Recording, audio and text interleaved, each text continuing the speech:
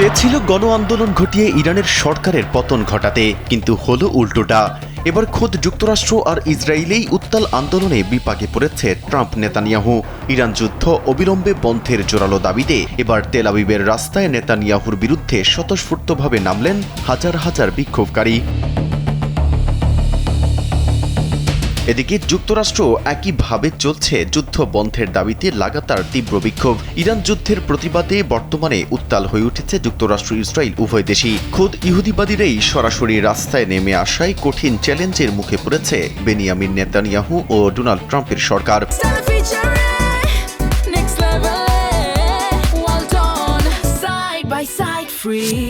শনিবার রাতে তেল আবিবের কেন্দ্রস্থল হাবিমা স্কোয়ারে আয়োজিত এক বিশাল যুদ্ধবিরোধী বিক্ষোভ সমাবেশ থেকে অন্তত 12 জনকে গ্রেফতার করেছে ইসরায়েলি পুলিশ। এই বিক্ষোভের অন্যতম আয়োজক তথা আইনের ছাত্র ইতমার গ্রিনবার্গ কারাগার থেকে মুক্তি পাওয়ার পর প্রকাশ্যে জানান যে গত ফেব্রুয়ারির শেষের দিকে শুরু হওয়া এই যুদ্ধবিরোধী আন্দোলনের মধ্যে শনিবারের জামায়াতটি ছিল এ যাবৎকালের সবচেয়ে বড় ও সংগঠিত, যেখানে প্রায় 1200-এর বেশি সাধারণ মানুষ সমবেত হয়েছিল। বিক্ষোভকারীদের জোরালো দাবি, যুদ্ধ শুরু হওয়ার পর প্রথম দিকে মাত্র 20 জন সচেতন নাগরিক নিয়ে এই আন্দোলন শুরু হলেও বর্তমানে সাধারণ মানুষের স্বতঃস্ফূর্ত সমর্থন কয়েক গুণ বৃদ্ধি পেয়েছে।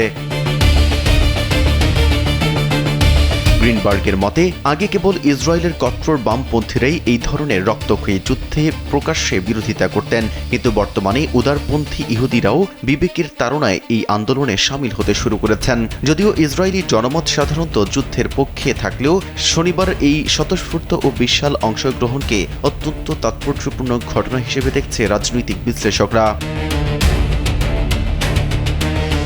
আন্দোলনকারীদের স্পষ্ট দাবি, তারা কোনো নির্দিষ্ট রাজনৈতিক দলের হয়ে নন, বরং পুরো মধ্যপ্রাচ্য অঞ্চলে দীর্ঘস্থায়ী শান্তি ফেরানোর মহৎ লক্ষ্যেই এই আন্দোলন সাহসের সঙ্গে চালিয়ে যাচ্ছেন। পুলিশের ব্যাপক ধরপাকড় ও নির্যাতন সত্ত্বেও তারা আগামী দিনে আরও বড় কর্মসূচির ডাক দিয়েছেন।